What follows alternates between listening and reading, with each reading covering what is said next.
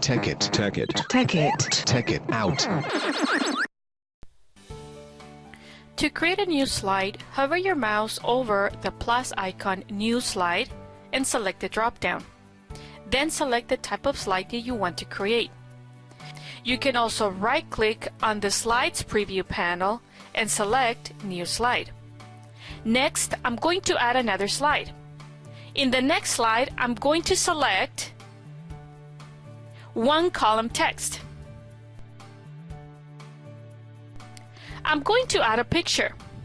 To add a picture, select Insert, select Image, and then select the location where you're adding the picture from.